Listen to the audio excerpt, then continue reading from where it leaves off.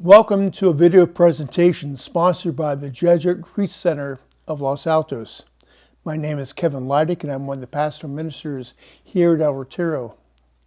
In my last presentation, I suggested that Jesus presents 7 strategies in how to deal with troubled times by his words and actions in John chapters 13 to 17. The first strategy is to allow Jesus to work for us, to labor for us, to minister to us. In John 13, verse 5, states, "Then he poured water into a basin and began to wash the disciples' feet and dry them with a towel around his waist." Peter balks at Jesus serving him in verse 8, "You will never wash my feet." Jesus responds, "Unless I wash you, you will have no inheritance with me." Peter then allows Jesus to serve him, giving Peter an example to live and to love. Jesus serves to deepen love in others. When Jesus first met Peter on the shore of the lake in Luke chapter 5, verse 1 to 10, Peter had just returned from the night of fishing. He is mending his nets on the shore, but the intended boat is still in the water, has not yet been cleansed. He saw 2 boats there alongside the lake. The fishermen had disembarked and were washing their nets. Getting into one of the boats, the one belonging to Simon, he asked him to put out a short distance from the shore. Then he sat down and taught the crowds from the boat. I haven't gone fishing very often in my life, but my recollection of fishing when I was very young is that fishing is very messy and smelly, especially the boat. Peter allows Jesus to step into his messy boat. That is symbolically to enter in his life and to serve him. Jesus desires to guide us in our messiness of life, our troubled times. This is also the primary experience in which Ignatius of Loyola encountered God during his conversion.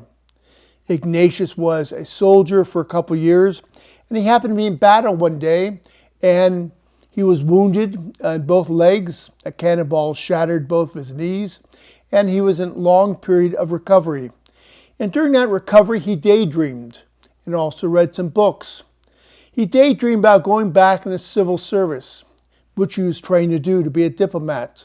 He felt excited, but after he daydreamed about going back in civil service, he felt kind of dry and really not very good. Whenever he read about the lives of the saints and the life of Christ and daydreamed about what they did, he felt uplifted by imitating Jesus and the saints. Ignatius noted that he is being moved and attracted to go in a more faith-filled direction, that God is laboring for him despite his sinful history. He realizes that if God is laboring for him, then God must be laboring for everyone. God desires to labor for us. When Peter bids Jesus to leave him in Luke 5 because he is a sinful man, Jesus says no to Peter, "I will not leave you." Neither does Jesus ever want to leave us on our own, but desires to serve us. But Jesus desires to sustain us in all things, sustaining us in faith and love, despite whatever tragedies and troubled times we face. That is a true and eternal work of God for everyone, working for faith and love all the time, despite all that may tragically happen in human lives. How do I allow Jesus to serve me?